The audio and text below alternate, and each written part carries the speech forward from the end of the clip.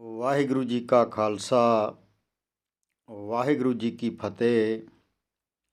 ਸਾਧ ਸੰਗਤ ਜੀ, ਗੁਰੂ ਨਾਨਕ ਦੇਵ ਜੀ ਦੀ ਜਨਮ ਸਾਖੀ ਵਿੱਚੋਂ 32 ਨੰਬਰ ਸਾਖੀ ਅੱਜ ਵਿਚਾਰਦੇ ਹਾਂ। ਤਾਂ ਬੋਲੋ ਜੀ ਵਾਹਿਗੁਰੂ। ਗੁਰੂ ਨਾਨਕ ਜੀ ਸਿਲ ਮਿਲਾ ਦੀਪ ਨੂੰ ਚੱਲੇ ਸਮੁੰਦਰ ਪਾਣੀ ਉੱਪਰ। ਇਵੇਂ ਚੱਲੇ ਜਾਵਣ ਜਿਉਂ ਧਰਤੀ ਉੱਪਰ ਜਾਈਦਾ ਹੈ, ਤਿਵੇਂ ਸਮੁੰਦਰ 'ਤੇ ਚਲੇ ਗਏ। 3 ਮਹੀਨਿਆਂ ਸਹਿਜ ਨਾਲ ਚਲੇ ਗਏ। ਜਿੱਥੇ ਗੁਰੂ ਨਾਨਕ ਜੀ ਖੁਸ਼ੀ ਆਵੇ ਉੱਥੇ ਬਹਿ ਜਾਈਏ। ਅੱਗੇ ਸਿਲ ਮਿਲਾ ਦੀਪ ਵਿੱਚ ਧੁੰਮ ਪਈ ਆਈ, ਜੋ ਤਪਾ ਆਇਆ ਹੈ ਰਾਜੇ ਸੁਦਰਸੈਨ ਪਾਸ। ਸੁਦਰਸੈਨ ਨੂੰ 3 ਦੀਪਾਂ ਦੇ ਰਾਜੇ ਦਾ ਵਚਨ ਕੀਤਾ ਅਤੇ ਉੱਥੇ ਇੱਕ ਝੰਡਾ ਬਾਡੀ ਤਰਖਾਣ ਰਹਿੰਦਾ ਹੈ, ਤਿਸ ਨੂੰ ਪੂਰਨ ਮਹਾਂਪੁਰਖ ਕੀਤਾ। ਇਹੋ ਧੁੰਮ ਹੋਈ ਰਹੀ ਆਈ। ਅਸੀਂ 3 ਉਦਿਆਨ ਮੈਂ ਜਾਏ ਬੈਠੇ ਤਾਂ 7 ਦਿਨ ਗੁਜ਼ਰੇ। ਤਾਂ ਮਰਦਾਨੇ ਆਖਿਆ, ਜੀ ਜੇ ਹੁਕਮ ਹੋਵੇ ਤਾਂ ਸ਼ਹਿਰ ਵੇਖ ਆਵਾਂ। ਤਾਂ ਗੁਰੂ ਨਾਨਕ ਜੀ ਹੱਸ ਕਰ ਬੋਲਿਆ, ਕਿਉਂ ਮਰਦਾਨਾ, ਕੁਛ ਭੁੱਖ ਲੱਗੀ ਹੈ? ਤਾਂ ਮਰਦਾਨੇ ਆਖਿਆ, ਜੀ ਤੁਸਾਂ ਨੂੰ ਕਰਤਾਰ ਇਹੋ ਜਿਹਾ ਕੀਤਾ ਹੈ ਅਤੇ ਮੈਂ ਤੁਹਾਡੇ ਨਾਲ ਹੱਟ ਕਰਦਾ ਫਿਰਦਾ ਹਾਂ। ਹੁਣ ਸ਼ਹਿਰ ਆਇਆ ਹੈ, ਇੱਥੋਂ ਤਾਂ ਕੁਝ ਮੂੰਹ ਪਾਏ ਆਵਾਂ। ਗੁਰੂ ਨਾਨਕ ਜੀ ਆਖਿਆ, ਮਰਦਾਨਿਆਂ ਕੁਛ ਸੰਤੋਖ ਪਕੜ। ਤਾਂ ਮਰਦਾਨੇ ਆਖਿਆ, ਭਲਾ ਗੁਰੂ ਜੀ। ਤਾਂ ਮਰਦਾਨਾ ਚੁੱਪ ਕਰਕੇ ਬੈਠ ਗਿਆ। ਬੈਠ ਕਰ ਮਰਦਾਨੇ ਆਖਿਆ, ਗੁਰੂ ਜੀ ਇਸ ਸ਼ਹਿਰ ਦਾ ਨਾਉ ਕਿਆ ਹੈ? ਗੁਰੂ ਜੀ ਕਿਹਾ, ਮਰਦਾਨਾ ਇਸ ਸ਼ਹਿਰ ਦਾ ਨਾਉ ਬ੍ਰਹਮਪੁਰ ਹੈ ਅਤੇ ਇੱਥੋਂ ਦਾ ਰਾਜਾ ਸੁਦਰਸੈਨ ਹੈ ਅਤੇ ਵਰਨ ਬ੍ਰਾਹਮਣ ਦਾ ਹੈ। ਸੋ ਇਹੋ ਗੱਲਾਂ ਹੁੰਦੀਆਂ ਸਨ। ਰਾਜਾ ਸੁਦਰਸੈਨ ਸ਼ਿਕਾਰ ਖੇਡਣ ਆਇਆ ਤਾਂ ਸ਼ਿਕਾਰ ਖੇਡਦਾ ਖੇਡਦਾ ਇੱਧਰ ਆਇਆ ਜਿੱਧਰ ਅਸੀਂ ਤਹੀਂ ਬੈਠੇ ਆਏ। ਅਸਾਂ ਨੂੰ ਰਾਜਾ ਦੇਖ ਕਰ ਖੜਾ ਹੋਏ ਰਿਹਾ, ਲੱਗਾ ਪੁੱਛਣ, ਤੁਸੀਂ ਕੌਣ ਹੋ ਜੋ ਉਜਾੜ ਵਿੱਚ ਬੈਠੇ ਹੋ? ਤਾਂ ਮਰਦਾਨਾ ਬੋਲਿਆ, ਹਮ ਆਦਮੀ ਹੋਤੇ हैं। ਤਾਂ ਰਾਜੇ ਕਿਹਾ, ਸ਼ਹਿਰ ਤੇ ਬਾਹਰ ਕਿਉਂ ਬੈਠੇ ਹੋ? ਤਾਂ ਮਰਦਾਨੇ ਕਿਹਾ, ਜਾਇ ਕਰ ਕਿਸ ਦੇ ਦੁਆਰੇ ਬੈਠੀਏ? ਤਾਂ ਰਾਜੇ ਪੁੱਛਿਆ, ਜੀ ਤੁਮ ਅਤੀਤ ਹੋ? ਤਾਂ ਮਰਦਾਨੇ ਕਿਹਾ, ਜੀ ਤੈਨੂੰ ਕਿਹਾ ਨਜ਼ਰ ਆਉਂਦਾ ਹੈ? ਤਾਂ ਰਾਜੇ ਕਿਹਾ, ਤੂੰ ਕਿਸ ਰੌਂਸ ਪਰ ਬੋਲਤਾ ਹੈ? ਤਾਂ ਮੈਂ ਦੇਖਿਆ ਜੋ ਗੁਰੂ ਜੀ ਤਾਂ ਬੋਲਤਾ ਨਹੀਂ ਅਤੇ ਮਰਦਾਨਾ ਭੁੱਖ ਨਾਲ ਛਿੱਬਾ ਹੋ ਗਿਆ ਹੈ। ਤਾਂ ਮੈਂ ਆਖਿਆ, ਰਾਜਾ ਜੀ ਅਸੀਂ ਤਾਂ ਪਰਦੇਸੀ ਹਾਂ। ਰਾਜੇ ਕਿਹਾ, ਅਰੇ ਭਾਈ ਤੁਮ ਕਿਸ ਨਗਰ ਸੇ ਆਏ ਹੋ? ਤੁਮਾਰੀ ਬੋਲੀ ਤੋਂ ਸਮਝੀ नहीं आती। ਤਾਂ मैंने ਕਿਹਾ, ਰਾਜਾ ਜੀ ਹਮ ਪੰਜਾਬ ਕੀ ਧਰਤੀ ਸੇ ਆਏ हैं। ਕਦੀ ਤੈਂ ਪੰਜਾਬ ਸੁਣਿਆ ਹੋਏਗਾ। ਤਾਂ ਰਾਜੇ ਸਮਝਿਆ ਜੋ ਪਰਮੇਸ਼ਰ ਦਾ ਨਾਂ ਭੁਲਾਏ ਤਾਂ ਉਹ ਸਾਧ ਹਨ। ਤਾਂ ਰਾਜੇ ਪੁੱਛਿਆ, ਅਰੇ ਭਾਈ ਵੀ ਸ਼ਹਿਰ ਦੇਸ਼ ਰਾਜੇ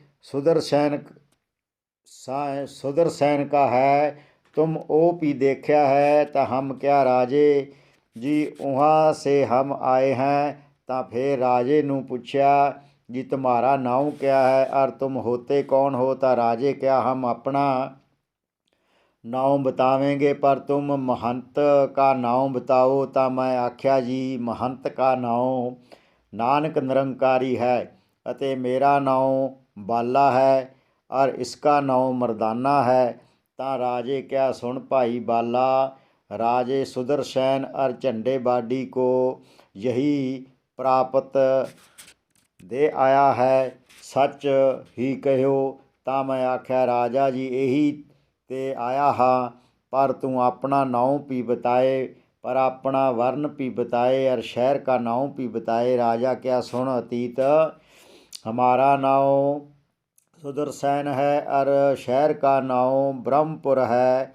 इस वलायत के हम राजे होते हैं और वर्ण हमारा ब्राह्मण का है। तो फिर राजे से कहा भला जी अब निशा होई पर यह दीप कौन कहता है। ਤਾਂ ਰਾਜੇ ਕਿਆ ਸੁਣ ਅਤੀਤ ਇਹ ਛਿਲਮਲਾ ਦੀਪ ਕਹੀਤਾ ਹੈ। ਤਾਂ ਮੈਂ ਫੇਰ ਪੁੱਛਿਆ ਜੀ ਇਹਾਂ ਕੇਤੇ ਰਾਜੇ ਰਾਜ ਕਰਤੇ ਹਨ।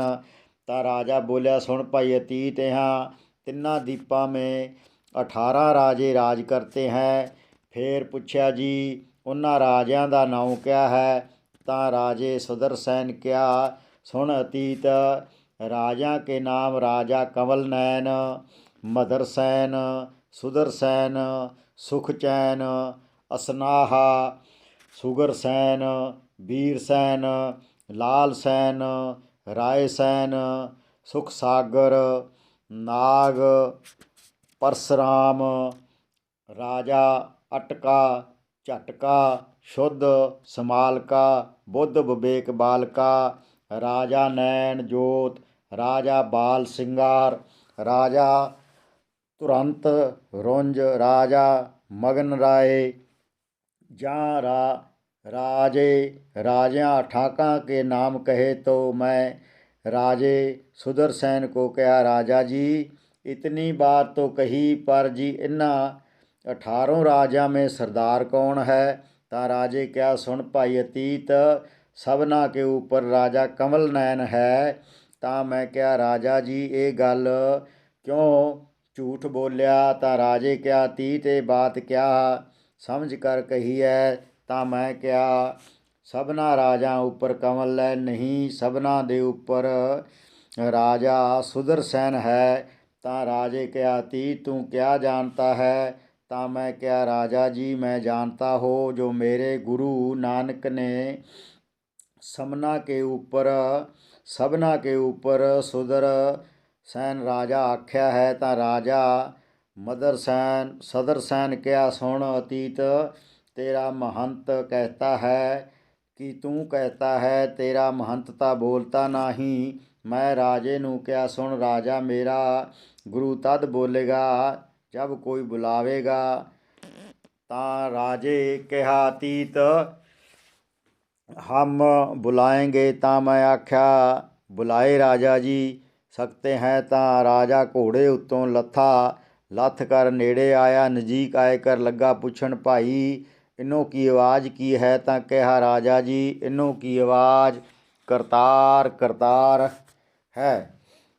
ਤਾਂ ਰਾਜੇ ਨੇੜੇ ਹੋਏ ਕਰ ਆਖਿਆ ਮਹੰਤ ਜੀ ਕਰਤਾਰ ਕਰਤਾਰ। ਤਾਂ ਗੁਰੂ ਨਾਨਕ ਜੀ ਸਮਾਧੀ ਖੁੱਲ੍ਹੀ। ਤਾਂ ਗੁਰੂ ਨਾਨਕ ਜੀ ਬੋਲਿਆ ਸਤ ਕਰਤਾਰ ਜੀ ਸਤ ਕਰਤਾਰ ਆਓ ਭਾਈ ਬੈਠੋ।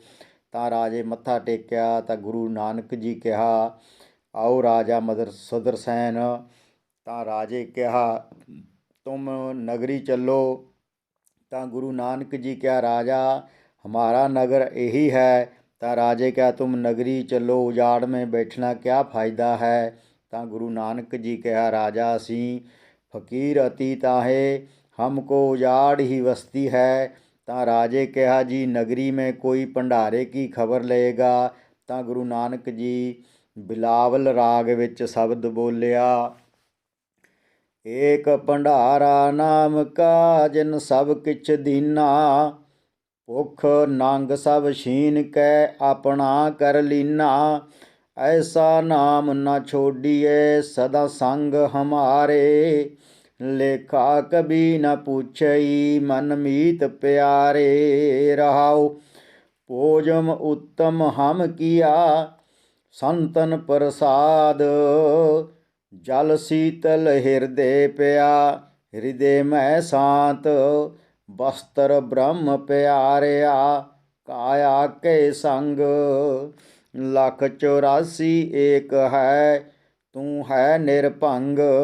नानक कहे गजेंद्र सुन सब झूठ पसारा दृष्टमान सब बिन सजाए ਰਹੇ ਏਕੰਕਾਰਾ। ਤਾਂ ਰਾਜਾ ਸੁਦਰਸੈਨ ਗੁਰੂ ਨਾਨਕ ਦੇ ਪੈਰਾਂ 'ਤੇ ਢਹਿ ਪਿਆ ਆਖੇ ਜੀ ਕੁਛ ਮੈਨੂੰ ਆਗਿਆ ਕਰੋ ਜੋ ਮੈਂ ਸੇਵਾ ਕਰਾਂ। ਤਾਂ ਗੁਰੂ ਨਾਨਕ ਕਿਹਾ ਸੁਣ ਰਾਜਾ ਸੁਦਰਸੈਨ ਅਸੀਂ ਤੁਹਾਨੂੰ ਇਹੋ ਗੱਲ ਆਖਦੇ ਹਾਂ। ਅਸਾਂ ਸੁਦਰਸੈਨ ਰਾਜੇ ਨੂੰ ਨਿਸ਼ਤ ਰਾਜ ਦਿੱਤਾ ਹੈ। ਜੋ ਕੋਈ ਮੰਨੇਗਾ ਤਾਂ ਉਸ ਦਾ ਭਲਾ ਹੋਵੇਗਾ ਅਤੇ ਜੋ ਕੋਈ ਨਾ ਮੰਨੇਗਾ ਤਾਂ ਉਹ ਜਾਣੇ ਅਸੀਂ ਤਾਂ ਆਪਣੀ ਵੱਲੋਂ ਆਖ ਛੱਡਣਾ ਸੀ। ਤਾਂ ਰਾਜੇ ਕਿਹਾ, ਗੁਰੂ ਜੀ, ਉਹ ਸਾਡਾ ਪਾਤਸ਼ਾਹ ਹਮ ਉਸ ਕੀ ਰਈਅਤ।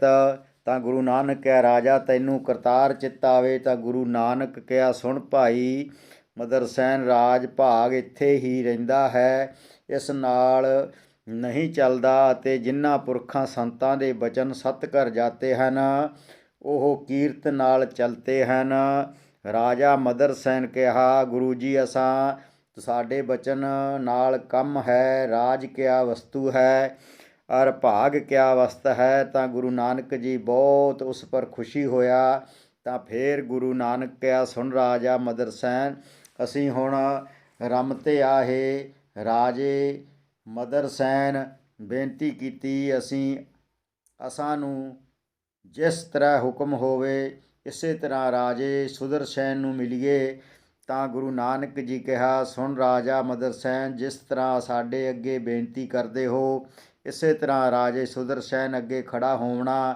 ਤਾਂ ਰਾਜੇ ਮਦਰਸੈਨ ਕਿਹਾ, ਜੋ ਜੀ ਅਸੀਂ ਤੁਸਾਂ ਥੋਂ ਵੀ ਅਧਿਕ ਕਰ ਜਾਣੀਏ। ਤਾਂ ਗੁਰੂ ਨਾਨਕ ਜੀ ਕਿਹਾ, ਐਸੇ ਹੀ ਲੋੜੀਦਾ ਹੈ। ਤਾਂ ਮਦਰਸੈਨ ਅਰਦਾਸ ਕੀਤੀ, ਜੋ ਕੋਈ ਦਿਨ ਇਹਾਂ ਗੁਜਰਾਨ ਕਰੋ। ਤਾਂ ਮੈਂ ਆਖਿਆ ਜੀ ਇਸ ਦੀ ਭਾਵਨਾ ਪੂਰਨ ਕਰੀਏ। ਤਾਂ ਗੁਰੂ ਨਾਨਕ ਜੀ ਮਹੀਨਾ ਰਾਜਾ ਮਦਰਸੈਨ ਪਾਸ ਰਹੇ। ਫਿਰ ਵਿਦਾ ਲਿੱਤੀ।